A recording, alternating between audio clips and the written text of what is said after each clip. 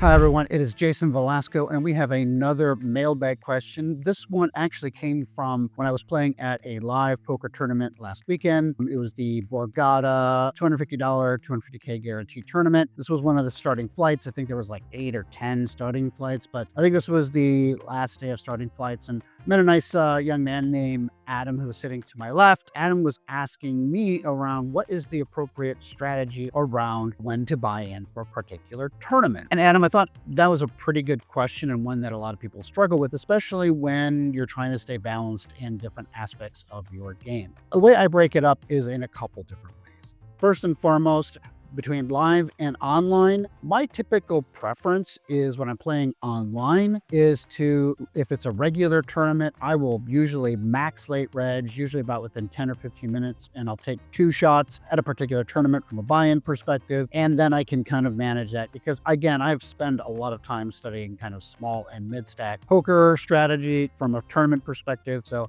that seems to be my skill edge, and I tend to lean into that. If I'm playing PKOs or other bounty tournaments, I'll usually try to register very early because it's important to have a big stack as well as to try to accumulate as many bounties as possible. When it comes to live tournaments, I usually do a couple different strategies. First thing that I do is I evaluate the kind of tournament that it is. If it is one of those kind of evening or fast structure type tournaments, get in there early, go ahead and mix it up.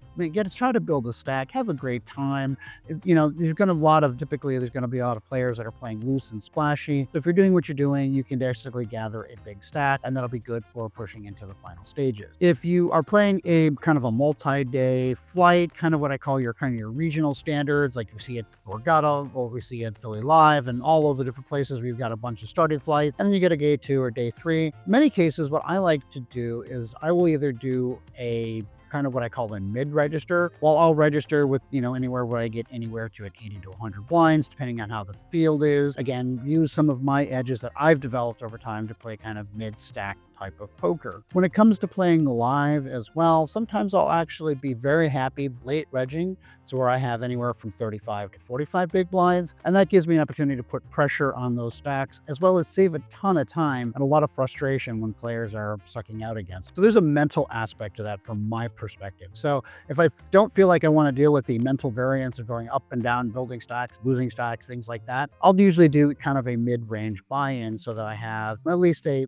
stack that I can start actually pushing people around a little bit. Now, there are other approaches, and in some cases, you may just want to max late reg and, the last few minutes where you've got 12 big blinds. Same strategy that you have online. If you feel comfortable on that small stack strategy, that might be, again, from a ROI perspective, from an hourly perspective, that's always going to be your best bet because you're saving a ton of money playing that. But again, it's going to depend on what your financial aspects is, what your motivation is around the game.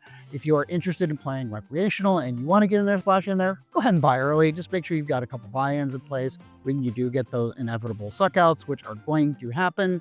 And then if you're trying to manage your time and maximize how many tournaments you can play, maybe mid and late regging is going to be a better opportunity for you. Those are things to think about. Those are how I think about it. If you've got any questions around that, I'd love to get your opinion. So please put your comments in there. If you like what you see, please like and subscribe. We're glad to answer questions for you as part of this mailbag. Adam, thank you so much. I appreciate the question. Please reach out and make sure you give me your contact information so that you get in the mix for winning a Balanced Poker hoodie.